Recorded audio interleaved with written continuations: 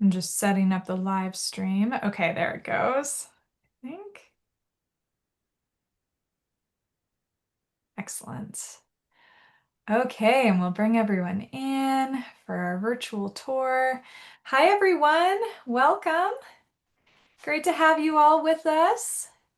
Thank you for making the time to be here today. I'm really excited for our next virtual tour of intentional communities. Hi, Fred and Robin. Hi. You two almost have matching shirts, similar pattern. Nice. Great. Hi everyone. Welcome. Hi, Susan, Lori. Excellent. Yeah, thank you all for being here. As you know, I think that most of you know me, but for those watching on the live stream, my name is Cynthia, and I'm the host of our virtual tour of Intentional Communities series. And today we are going to Alabama to visit with a community called Harmony Woods, and we have Paul here with us to present. And I'll just be doing some light moderation throughout our time today. I myself live in an intentional community in Vermont, though, so a little further north on the eastern coast. And I will start things off by sharing my screen and just run through a quick presentation with you before I hand the floor over to Paul. So I'll go ahead and get the slideshow going. Yeah, so for those of you just tuning in, we're here for our virtual tour of intentional communities, today visiting with Harmony Woods, which is a newer community, one that is very much rooted in the land there in Alabama. I think it's the first time we've had a community from Alabama presenting. And I'm really curious to actually hear from Paul about what else is happening in his corner of the world. And I also want to let you know from up front that this is a community that is very much in the newer forming stage. And Paul has been working very hard to make this into a successful project. And he's encountered some challenges along the way. And he's been pretty transparent with me about what's been happening there. And he wants to be transparent with all of you what is happening. And we spoke about how it's important to really hear not only the wonderful stories of thriving communities, but also the real life reality and sometimes struggle of creating a new community, because it's not always easy.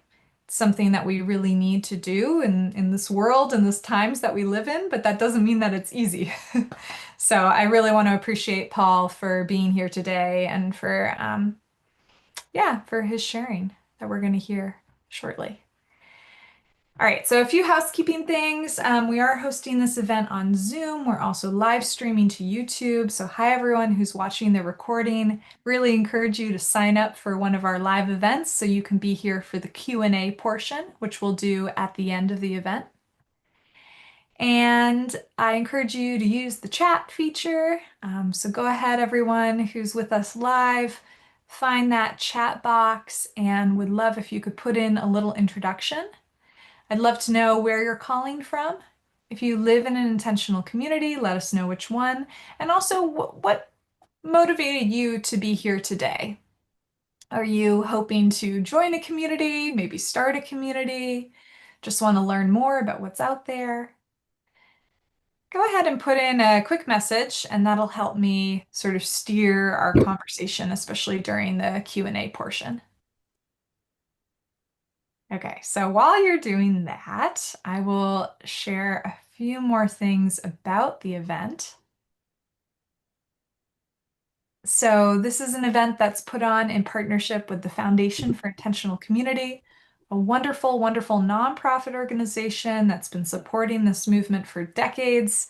They, of course, have the large directory of intentional communities, which they're actually in the process of making some major upgrades to. So I'm really excited to see the changes that they're working on, and I think they're planning on rolling those out in the autumn of this year. So a great nonprofit to support if you're ever looking to put your money towards a great cause. They are definitely it. And on the FIC's YouTube channel, you can see all of our past virtual tour recordings going back 3 years. And it's a lot of great content exploring many different kinds of communities all around the world. And today's event is also put on with Community Finders, which is my organization, and many of you in the live audience are members of our Community Finders Circle. So thanks for showing up and representing. And the Community Finders Circle is a great program where we meet once a week and have some group coaching time. We join on these virtual tour events and really support each other through this journey towards intentional community living. Okay, and I want to let you know about our next virtual tour. That's going to be happening on Thursday, July 10th. So we're doing these virtual tour events on the second and fourth Thursdays of each month. And coming up on July 10th, we're going to be visiting with a community called Mahalo, which is not in Hawaii. They are actually here in Vermont, and it's another newly forming community.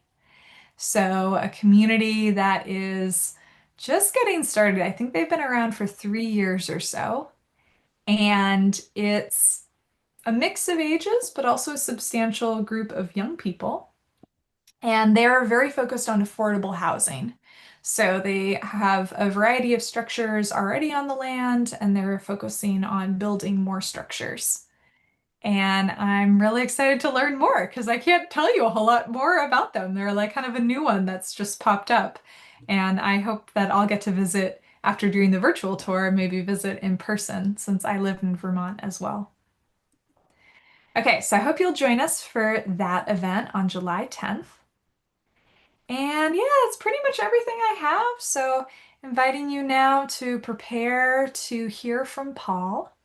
Oh, and thank you so much for all the comments in the chat. Yana from Oakland. Nice. Lived in a community in the past, now starting a community. Very interesting. Welcome, Yana. And we know, of course, Greg, seeking community. We have Susan in Philadelphia. Nice. Outside of Philadelphia in Pennsylvania. Robin's here. Nice. Robin and I just met together last week. That was really good to have a community matchmaking session. Curtis is here from East Texas. Beautiful. Okay, well, welcome everyone. And a big welcome to Paul from Harmony Woods. I'm going to stop sharing my screen now and let Paul go ahead and introduce himself and do the presentation part. And very much welcome your questions throughout this time. So if you have a question, go ahead and put it in the chat. And when we make that break for answering questions, we'll be sure to get to yours. But feel free to liberally ask your questions in the chat, and we'll make space for them all at the end. Okay, so hi, Paul. Thank you again for being here. Thanks for having me. I appreciate the opportunity. Yeah. Excellent. Thanks everybody for joining this Zoom call. And I was a little bit hesitant to do this call just because, as Cynthia mentioned, some of the challenges that's been having for these several years that I started this journey. But Cynthia has a good way of convincing people to share regardless of how difficult it's been. So I'm 58 and I've been interested in intentional communities, sustainability, kind of back to the land movement for about 25 years now. And I started visiting intentional communities back right around 2000. So it's been almost 25 years. And the real challenge that I had was I just couldn't find the community that checked all the boxes. And I wasn't looking for a perfect community, don't get me wrong, because obviously there are none. But there have always been top priorities and deal breakers. And every community that I visited, unfortunately, there was a deal breaker. So I decided to build a homestead in Indiana where I lived at the time and lived fairly much off the land for almost a decade. And that was a great experience. But I realized that uh, being out in the middle of nowhere by myself just wasn't going to cut it long term. And I really needed community. So it was way too cold up in Chicago. So I decided to come to a little more moderate climate down here in near Chattanooga, Tennessee. Once I got down here, I started networking with people, meeting people uh, that were interested in community and like-minded people. And we started having meetings, and I found there was a good amount of interest, which got me motivated. And in 2021, I bought 13 acres of land, 30 minutes from downtown Chattanooga. And that was kind of a key, that was kind of a key criteria, was to be close enough to the city, but yet not too close, if you know what I mean. Yeah. So I figured that most people are probably going to have a job, they're going to commute, and a lot of people don't want to commute an hour each way 5 days a week. So that was a big factor. Um, so I looked for a year and a half for this land, and it just kind of showed up. It's a beautiful piece of property. It's got a huge creek on it, which is actually semi-recreational. I fish in it, and we've taken kayaks down it and things like that. So it's kind of nice. And it's a good mix between wooded and cleared property. So there's plenty of room for development.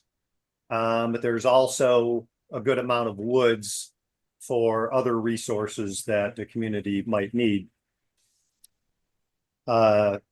So my vision for the community is still very much subject to change. And I've been kind of modifying it as I go. And as I've met more people and have had more residents here and visitors and things like that, and we've talked, it's really helped me to clarify some things. So, but one of the key ones was really focusing on trying to make this happen without debt. Mm. And I've been debt free for a long time, and I really don't plan on going back. And I'm just not a big believer, and I think if we can avoid debt, then we definitely should do that. So the challenge is, all these communities that I was visiting, they're like 300 acres and, all kinds of amenities and infrastructure. And how do you do that if you're not independently wealthy? So I'm pretty good about being able to make stuff happen on the cheap. And I already had some pretty good experience with developing land on a very small scale, by the way. So I bought the land, and instead of just paying contractors to come in and, do all of the infrastructure, I got a friend, and we rented a bulldozer, and we put in a road, and this was a raw piece of land. There was nothing out here. And then we got a tractor, and we had loads of gravel trucked in, and then we put power poles in ourselves, and so it was all very much DIY situation. Not that we didn't have any help from contractors, because I don't think it's really too practical not to have some help. But that was the only way I could figure out how to make this affordable and keep the membership costs down. And so, uh, so in my opinion, we did accomplish that. And just to give you an idea, well, let me first start by saying that the original plan was to put the land into a land trust and then have it owned communally by everybody. There are a lot of challenges with that approach. Not saying that it's not doable at all, because it definitely is, and plenty of communities have done it. But in the end, we decided that selling individual lots to members or residents and having the rest of the land be communally owned made the most sense. So that's how it's structured.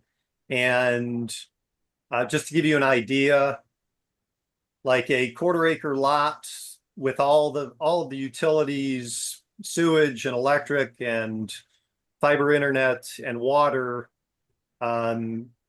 starts at like 17,500. So based on what I've seen from other communities, that's very affordable. And it's plug and play. So you got a tiny house, you park it and you plug in and you're ready to roll. Now there are lots that are available that have no infrastructure. It's just raw land. And those obviously are going to take a lot more work for somebody to get up and running. So, but for example, a half acre, very nice land for 15,000 is very reasonable, especially in this day and age. So the gist of membership is that there's a few questionnaires that someone would have to fill out, where we just basically get to know the people. So just in case there are any like deal breakers right up front, we don't want to waste our time. We don't want to waste other people's time. So I learned very quickly that that's super important to get to know the people who are interested in being part of what you're doing. Otherwise, you can spend way too much time talking with people who just aren't really a good fit, or your community's not a good fit for them, right? So after a couple of questionnaires, we typically do a phone call to go a little bit deeper on some of those important topics. And obviously, it's hard to get to know somebody via a written questionnaire. So having a verbal one-on-one is super important. After that, if everything sounds good, they're interested, we're interested, then we typically have a visit to the property to meet people and obviously give them a chance to see the land, see some of the infrastructure and some of the plans that we have. And then it's kind of a case-by-case basis. If I feel that we need to spend more time together with the person because there's still unanswered questions, then we're just going to take as much time as we need to make sure that this is a good fit for both of us, right? And so along that lines, one of the core values of this community is personal freedom. Okay, and I don't know if you know this, but there are, I believe, I got to double check. Let me double check my stats here, but there are over 300,000 federal laws in this country. And I think we've gone way too far in that area. And so that was one of the issues that I had with some other communities, was that they typically would have pages of rules that you'd have to follow. And I thought, I've already got 300,000 rules to follow as it is. Do I really want someone telling me, you know, all of the other things that I'm not allowed to do? And so the problem is obviously that, rules in a community protect everybody's quality of life, right? If you don't have any rules and people just do what they want, then you can have a big mess and a lot of problems. So the question was, well, how do you pull that off? How do you have freedom, or at least a high level of freedom, and not end up with a train wreck of people that don't respect other people's boundaries and affect everybody's quality of life in a negative way? And so the best that I could come up with was very rigorous screening and taking the time to get to know people.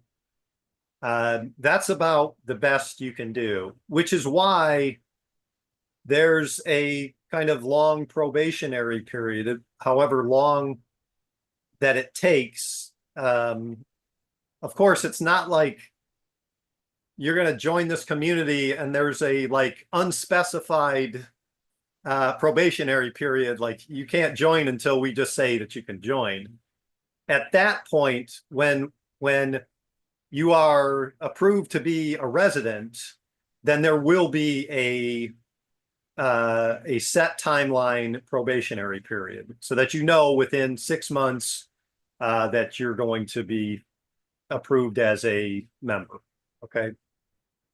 So it's really tricky. If you have pages and pages of rules that you can enforce well, then that probationary period's probably not as important. But even so, even with a lot of rules, that doesn't guarantee that people are going to follow them, right? And I found that out the hard way, that's for sure. Um, so I wanted to go over like our core values, and I really think that nailing down the core values for any community is one of the most important things that you can do, because uh, if you're not, well, let me be careful how I say this. Well, I guess it just depends on your goals. If you want to be in community with like-minded people, then you need to figure out exactly what that means. And for me, that is the case. And I came up with these 5 values, and I just wanted to kind of go over these with you so you have a good idea of what they mean to me. And so the first one is communication. And if you think about it, communication and community have the same root word, which says something, right? And I've been hearing my whole life that communication is the crux of healthy relationships. And I'm sure most people have heard that as well.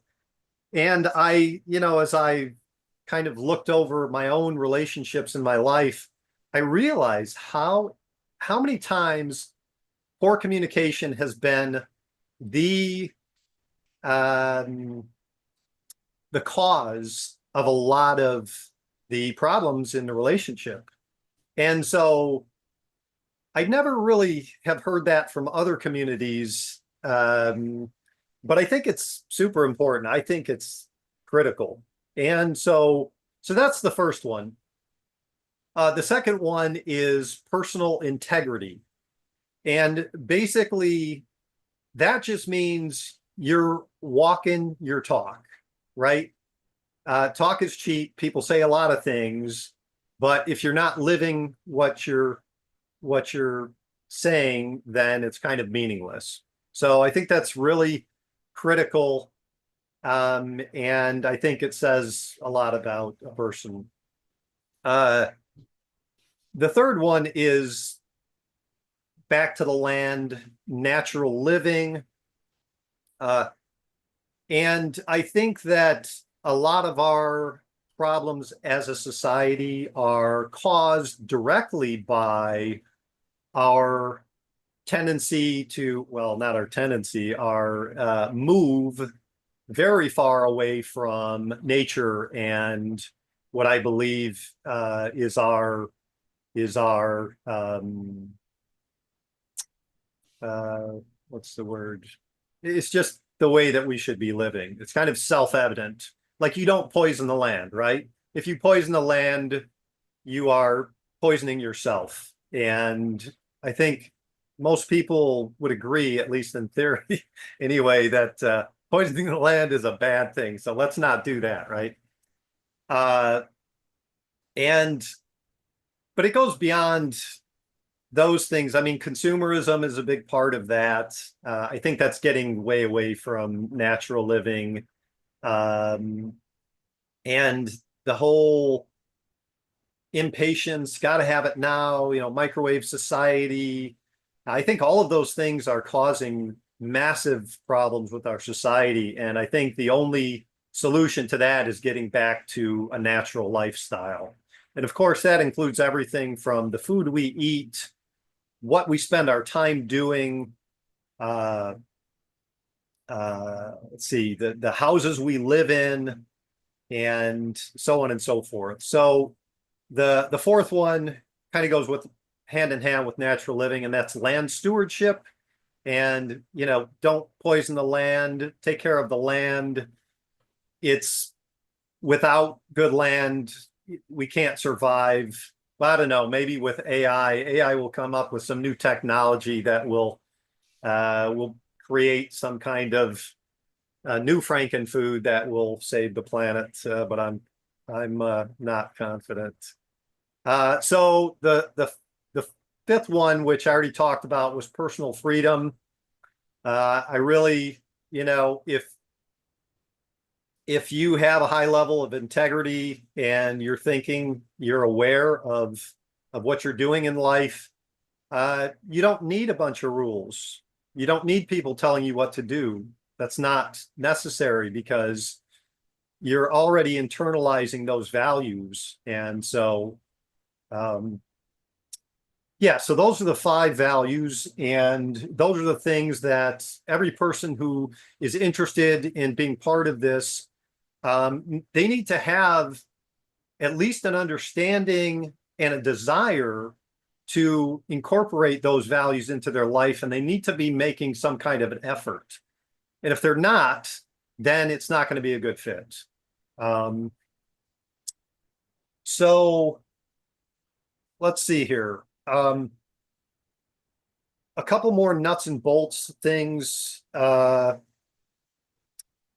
Chattanooga area. I came from near Chicago down here and fell in love with it. Moderate climate, tons of outdoor stuff, beautiful mountains, lots of water, which actually can be a negative, especially in the wintertime, but you're not going to have to worry about droughts down here, not like, being out west, which was an important factor. And it's one reason I didn't end up out west. Uh, so my kind of vision was about 10 households on 13 acres. Obviously, as I said, it's all up for debate and could be changed, could be more, could be less. I want to have communal property that could be shared and used to raise animals, raise food, and things like um, communal space for meetings and all of those great things. Uh, Not sure how much land that might only be an acre or two. I'm not sure yet how much would be needed. We have fiber internet out here, which was kind of a big factor because my business is online, and it was a problem that I would run into with a lot of communities, was that they had poor internet. Most of the time it was satellite. Of course, now with Starlink, satellite's really good. So, it's doable. But anyway, let's see. Uh, So I think I already went over kind of the costs. Um, it's cheap compared to most communities anyway, at least from what I've seen. For like I said, for like 15 grand, you got a piece of land and you've got I've already got a communal garden that's been built. I've planted a small orchard, uh, and let's see here. Oh, rules. So there are a handful of rules that are still up for debate, but it's really basic stuff like if you have animals that destroy your neighbor's property, or they bark all night and keep everybody up, that's going to be a problem. Um, you can't clear cut all the trees on the land, really basic stuff like that. You can paint your house any color you want, no problem. Uh, so there's a few other ones. No burning of like chemical, like plastics and stuff like that. If you want to burn wood, that's fine. Um, and I mean, that's pretty much it. So, um, let's see. I think I'll go ahead and kind of go through a quick timeline of my story, just so you can get an idea of, where I came from and, how I ended up here and all of that. Paul, do you want to share some of the photos Oh, too? yeah, that's right. Yeah. Um, yeah, let's see here. Okay. Yeah, and thank you. This is really great. I think a lot of the times we're getting these very polished presentations from these, multi-million dollar community projects, and yours feels very grounded and refreshing, actually. I So thank appreciate you. that. Yeah. I really do appreciate that because that's been the goal from day one. Mhm. Oh, one thing I forgot to mention, let me mention real quick is I have offered like a work exchange situation for people who just really don't have much money. They're just trying to get by and they, can't even put money down on a piece of property or something like that. So it's been very well. It started off, it was really just like, okay, you come out here, make a contribution. Don't really care. It doesn't have to be anything specific, but you make some kind of contribution to the community, whatever, weed the garden, anything that makes a difference, a positive difference around here. Unfortunately, there have been a lot of people who have taken advantage of the very, um, uh, you know, uh, wing it kind of approach. And so now it's a more specific kind of, okay, you work 1 hour every day, and that basically covers your contribution. Uh, but that will be customized for each person because if somebody is a carpenter, for example, they're a master carpenter and they're going to help put up a community building. Well, that's going to be different than somebody that's weeding the garden. So that work exchange will be customized to the person, and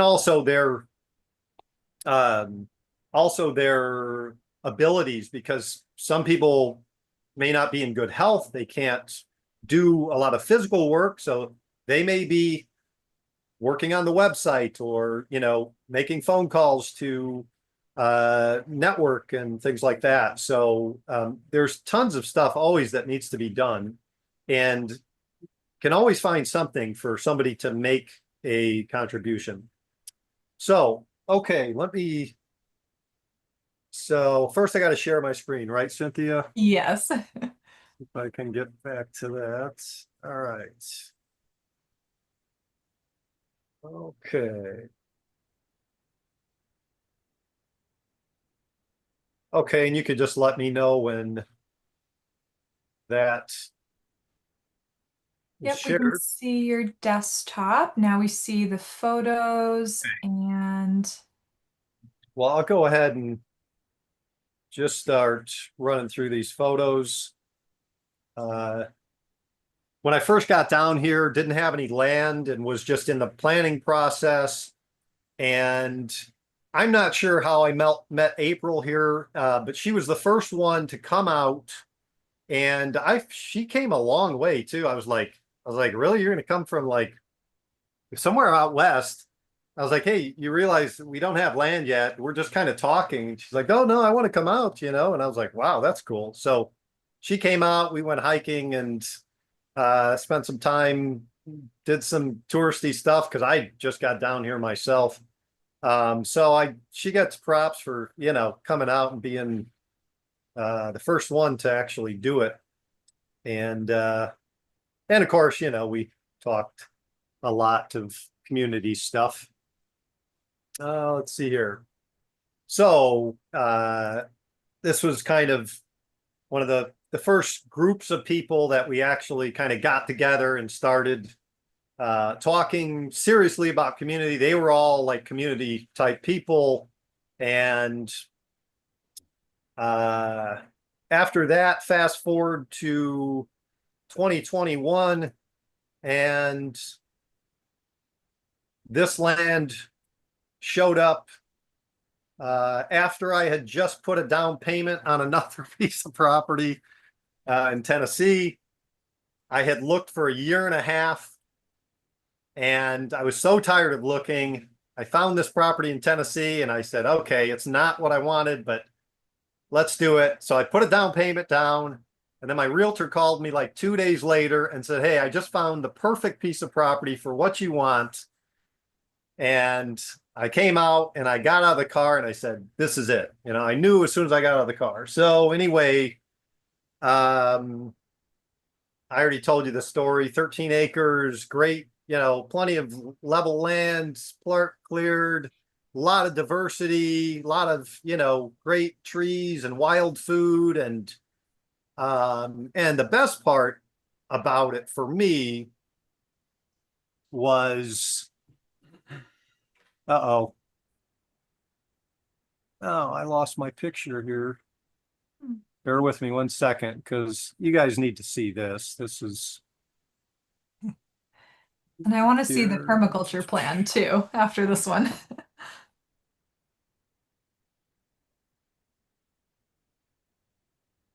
Okay, what happened to my picture?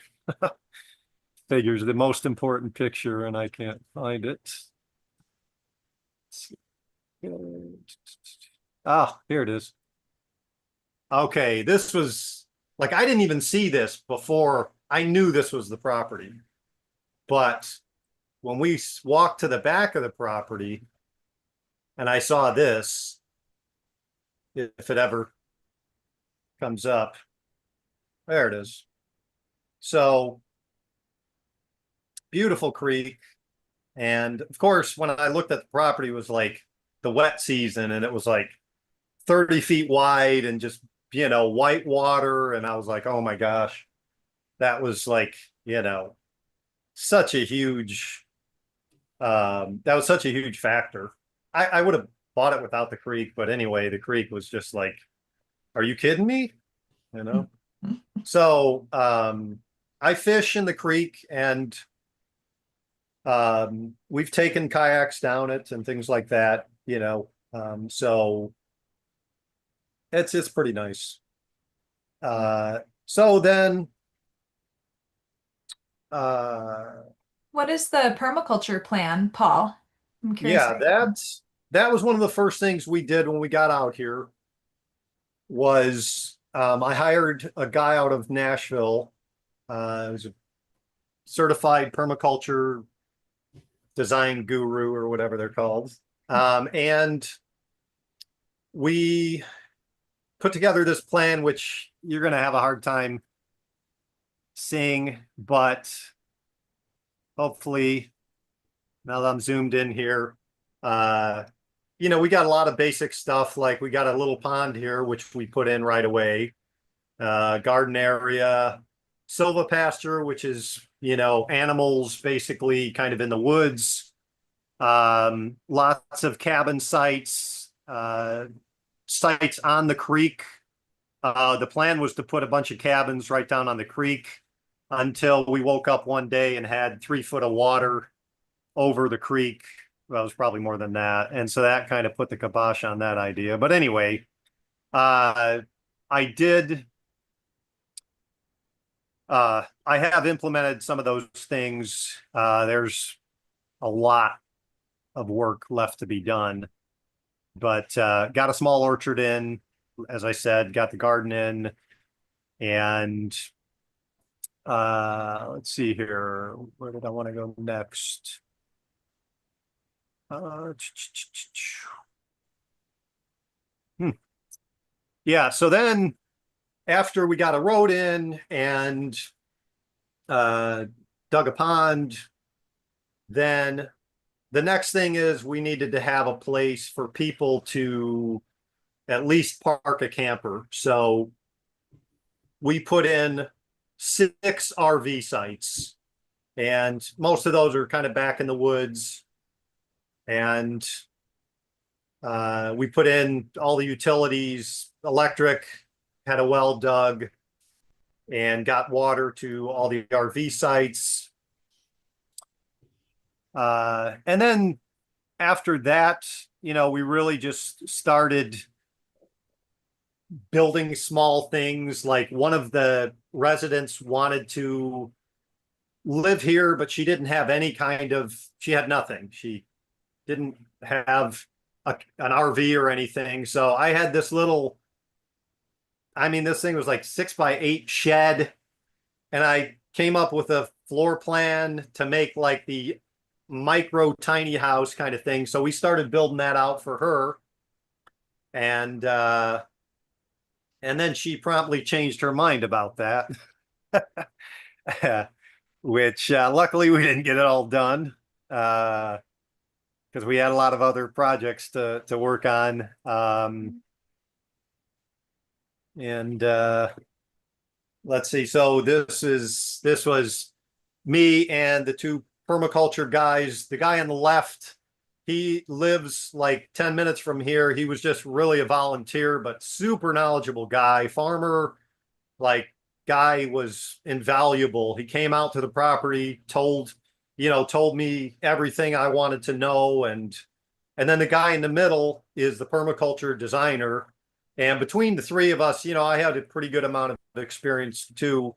We, basically just brainstormed everything and kind of figured it all out. So let's see here. And then of course,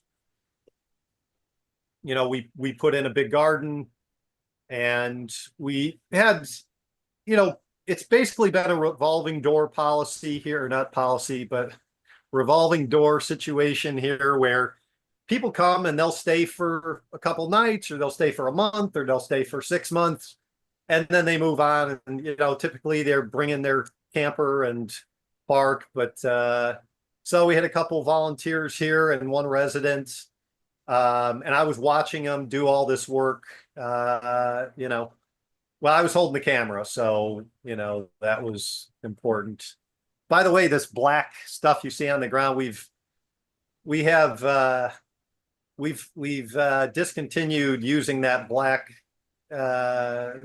petrol fiber landscape fabric, whatever, because I just don't like it, and it's not environmentally friendly. And you can use hay or straw to mulch with, and it works. Let's see here. All right. And Paul, maybe just another Couple photo or other. two, and then there's a lot of questions I want to get to in the chat, and we're coming up on time.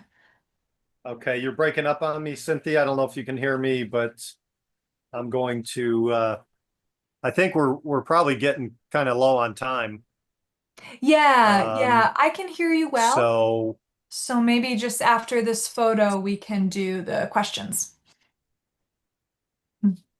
yep, let's do it. So that's Cass and Hazel. Really cool people that came out and worked on the property. And um,